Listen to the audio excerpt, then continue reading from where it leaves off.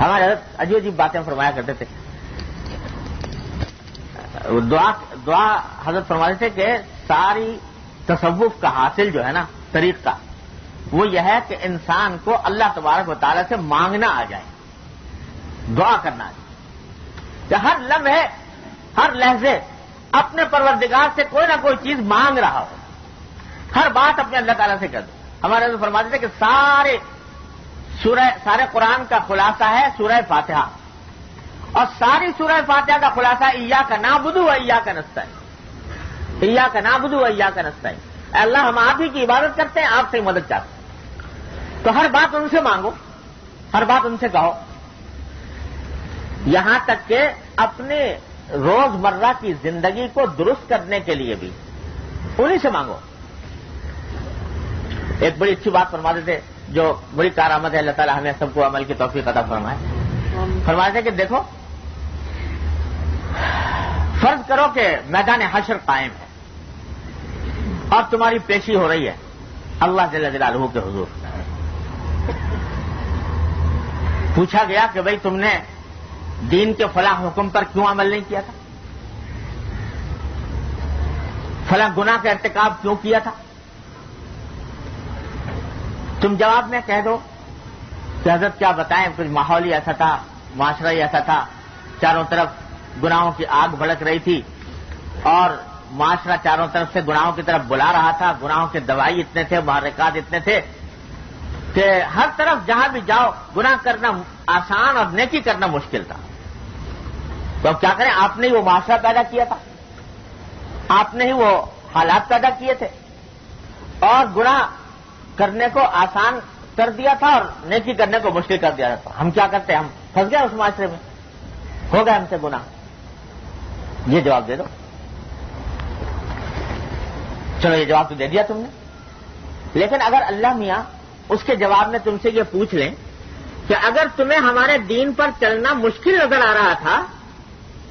اور تمہیں نیکی کرنا مشکل نظر آ رہا تھا, گناہوں میں مبتلا ہو رہے تھے, ہم سے کیوں نہیں کہا, ہمارے پاس فریاد کیوں نہیں کی کہ یا اللہ یہ آپ کے دین کے اوپر چلنا, آپ کے دین کے تقاضوں پر عمل کرنا میرے لیے مشکل ہو رہا ہے, یہ معاشرہ مجھے کھایا جا رہا ہے, یہ ماحول مجھے میرے اوپر غالب آ رہا ہے,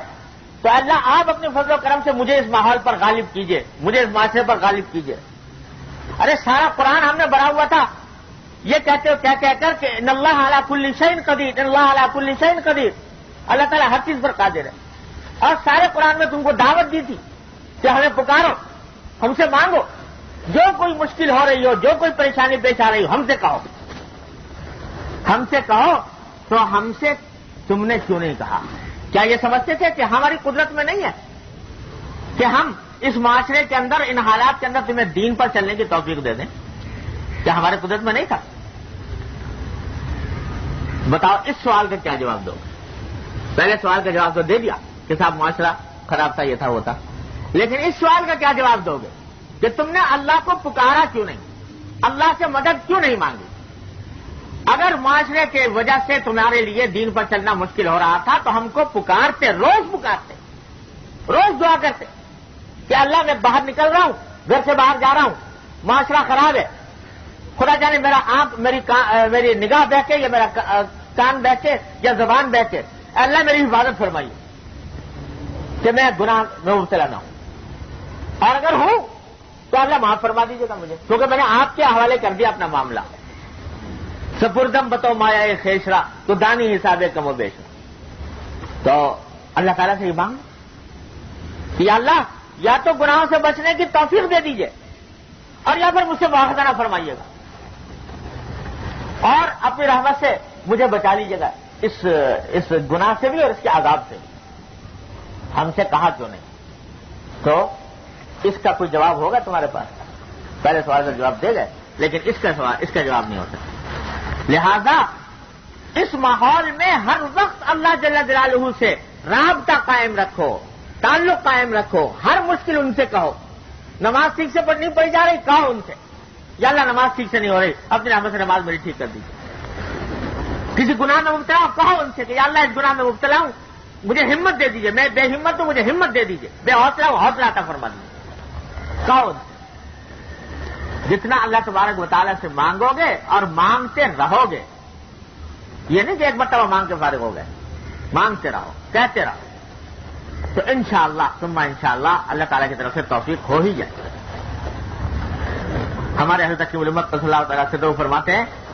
کہ میں ایک نسخہ ایسا بتاتا ہوں کہ 1000 نسخوں کا ایک نسخہ ہے اپنی اصلاح کا، کہ روز رات کو 5 منٹ صرف نکال لو اور اللہ تبارک و تعالیٰ سے اس 5 منٹ کے اندر باتیں کرو، اللہ تبارک و تعالیٰ کے سامنے اپنی عرض معروض کرو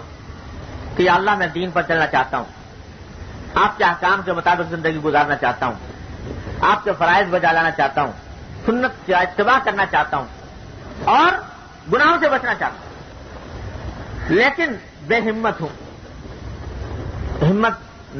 جواب دے جاتی ہے، تو اے اللہ اپنے رحمت سے ہمت دے دیجیے، حوصلہ بے حوصلہ ہوں حوصلہ دے دیجیے اور مجھے اپنے دین پر کاربند کرا دیجیے۔ کہتے ہیں روز مانگو یہ دعا، اللہ تبارک و تعالیٰ روزانہ 5 منٹ یہ دعا مانگو۔ حضرت فرماتے ہیں کہ 40 دن کر کے دیکھو یہ کام، 40 دن کے اندر حضرت فرماتے ہیں میں گارنٹی لیتا ہوں کہ انشاءاللہ تمہاری زندگی میں تغیر آ جائے گا اور اللہ تبارک و تعالیٰ کی رضا کے مطابق زندگی بن جائے گی، لیکن کہو تو صحیح، اللہ تبارک و تعالیٰ کے حضور یہ عرض معروض پیش تو کرو۔